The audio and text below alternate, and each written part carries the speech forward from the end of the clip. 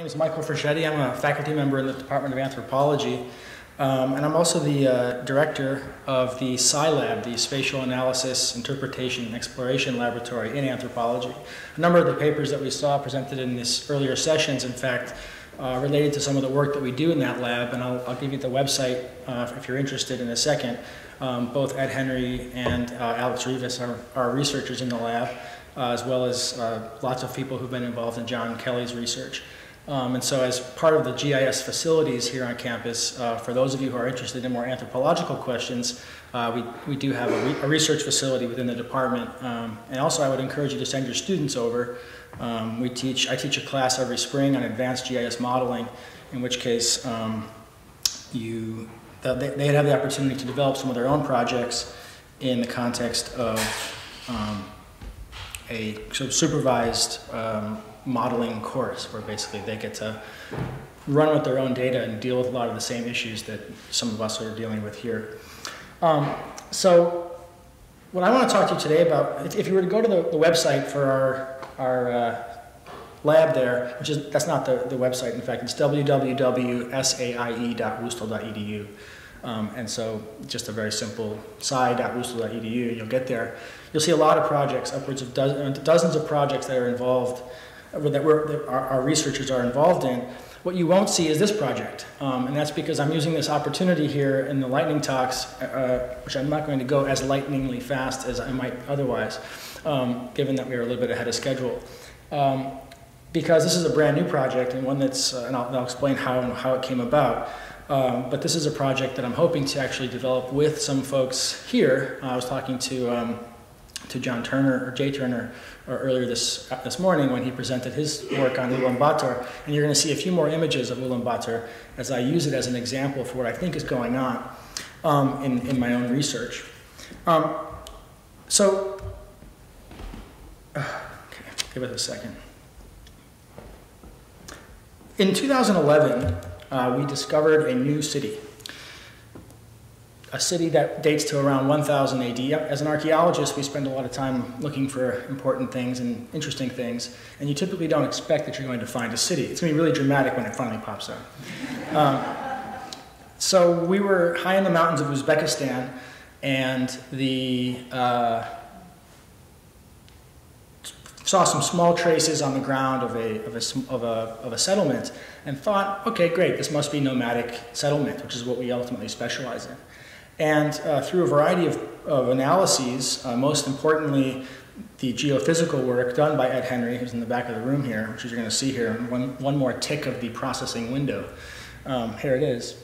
You can see a subterranean anomaly, which is about, and this is for purpose of scale on the bottom, it's about 6 hectares in total size.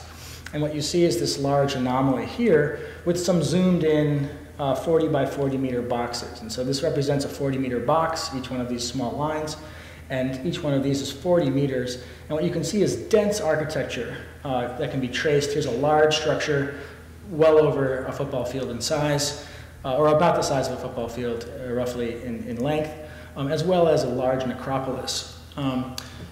I'm a specialist in nomadic societies. So largely what I work on are sites that are no larger than this room. In fact, if we found a site as big as this room, I probably would fall over, right? I mean, we just don't get them that large.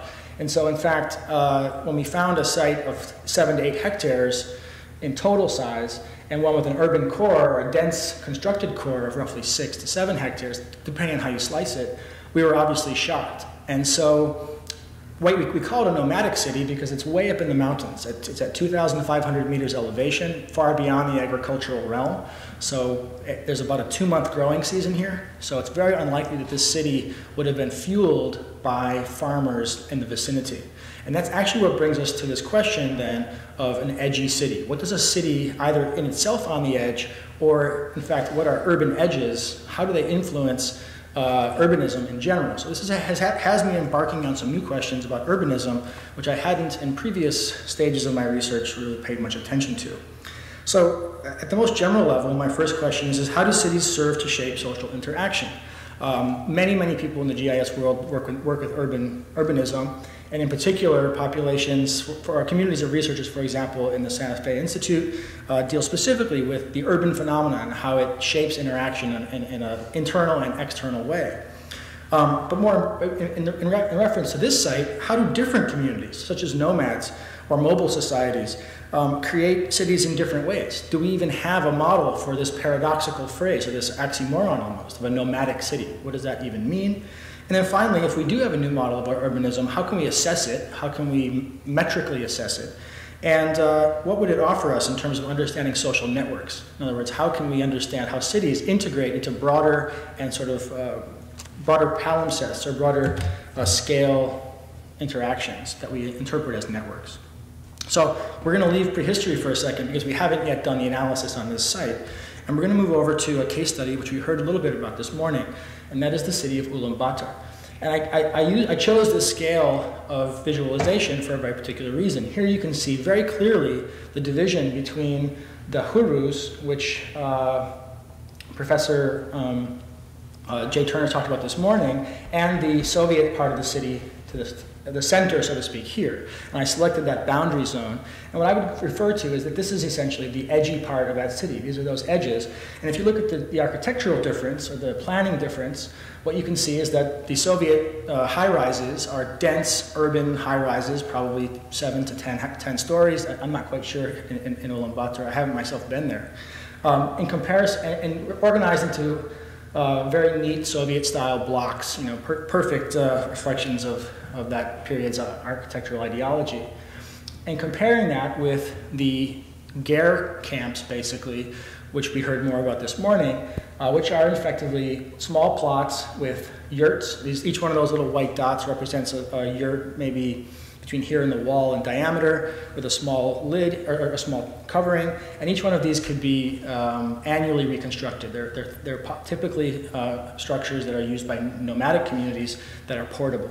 Occasionally you'll also see some housing structures which are built out in these fringy environments, which we also heard about this morning in terms of the pollution factors, etc. But clearly, when we pull back out, we can see a really very clear differentiation between the urban core and the urban edge. And this is what I'm ultimately interested in. How do we assess communities and the formation of communities given this differentiation between urban core and urban fringe? And does it have an influence in the way populations interact, and more importantly, how cities serve to shape broader scale interactions?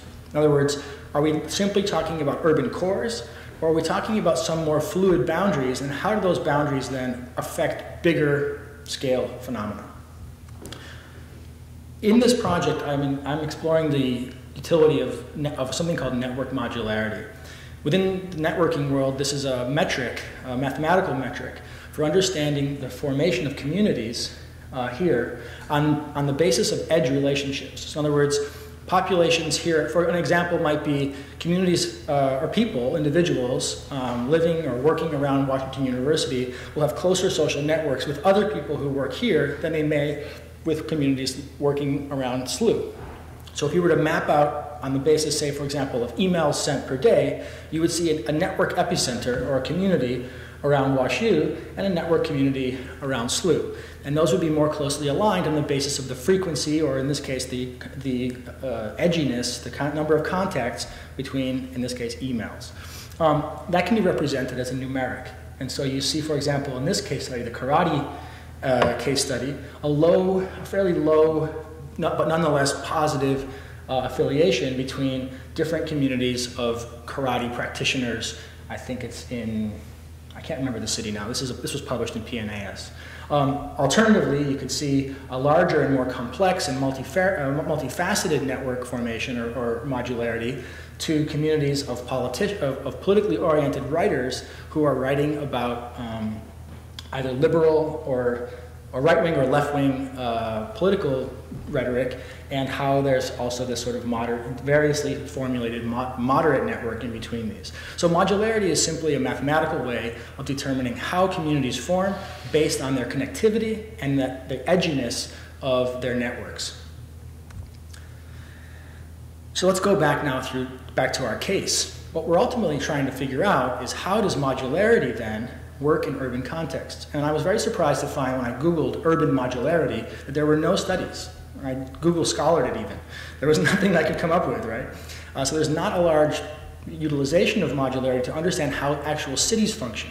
However, networks are used to understand how cities function, and the prevailing model is that urban cores create what we call urban scalability, which would indicate that the larger and more densely occupied the core, the easier your connections will be, and thus you'll create a more homogenized community with a variety of resources, institutions, et cetera, that will shape that urban core. What I'm arguing is that a city like Ulaanbaatar would not fit that model, largely because you're going to have greater modularity between the fringe and the core, and more interestingly, it's in fact the fringe that is the most dynamic part of this rather than the core. And so going back to our case study of Taşbulak, I would argue that that central part of the city, which is in fact a productive part where they use industry and mining, or industry and smelting, would be the least interesting. And I'll come back to the image after. And in fact, it's the fringe that will be the most dynamic and most modular. The problem with just applying a straight modularity function to these cities is, first of all, the data, which is one of the reasons why I'm hopefully going to be able to talk to Professor Turner later. But it's also the fact that if you look at these hurus, you notice that through time, they're very dynamic. And so I'll point out an area right in here. And what you'll see here in 2000, I think this image was taken in 2009, you'll see no houses there. There are some little yurts. These are some yurts here, but you'll see nothing in this development down here and no structures here. When we fast forward to 2014, you notice that entire valley here has been resettled, and in fact, all of this area that was previously settled is no longer, and now you have new settlements popping up. So, another interesting little development. This large encampment here, which has a house on it, this large sector, was actually turned into a car park. Here you can see the cars parked in it. So some really interesting dynamics, even within the span of a couple of years. Imagine what the dynamics would have looked like in the archaeological context, and thus, even if we were to assess the modularity of Ulaanbaatar at one snapshot, we would essentially have to do a time series to understand how dynamic that fringe actually is, because we're not talking about sedentary populations who build a house on a foundation. We're talking about populations for whom settlement is seasonal, or let's say annual, or possibly even more infrequent than that. If we look at one other dynamic of how modularity might help us understand this question of interaction and frequency of influence on populations, we can also look through seasonality. Here's a fringe part of the Huru in the winter, which would be that time when people would be burning coal, by the way. And you'll notice some of the areas are settled, but there's many of them that are abandoned. Winter's a harsh time on the fringe, and some populations find other sources, other places to go with their families. When we fast forward just a few months, of course, the landscape is reoccupied, and what you can see is the previous marks of previous years where people might have put their gers. And so, in fact, what we have is an annual reiteration. So modularity would look differently almost every year. So it's a very dynamic system. If we were to go further along, you see again, I want to point out that housing area right in here. No houses in 2005, or I guess that's 2006. In 2008, you have 2 new houses back on top of old places. So we actually have to start thinking about these areas as temporally changing as well as structurally changing. So if we zoom back to Taşbulak, what does this mean for our capacity to understand local and larger scale networks? Well, first of all, I think that what we're going to find is that the modularity within the urban core will be different from the modularity we see on the outside. And to assess that's going to be tricky. We're going to employ some interesting new methods. One of them will be to sort of document little campsites like this, as well as to test and figure out what are the other scars of occupation out on the fringe. But even if we can't assess directly what's going on specifically at Taşbulak, we can use the modern case of cities like Ulaanbaatar or Sao Paulo or Mumbai, which have large, extensive, semi-permanent housing structures on the fringe, to understand how those populations, in fact, at a larger scale, because of their high levels of modularity, meaning high levels of group differentiation, can actually create broader scale networks between cities, such that when we imagine a city like this, located along the Silk Road in the 11th century, it's probably a fairly unimportant city from the perspective of overall urban structure. There's much larger ones, there's much more important central nodes with many, many more people. But if we could imagine that there's populations here who articulate in terms of their identity, their community modularity with communities in other cities, we might be able to reorient the entire ontology of urbanism as it's understood in, say, the Silk Road, or in modern frameworks of globalization, or essentially anywhere that you would situate the notion of urbanism, of urban centers, as the core of network modularity. Thank you.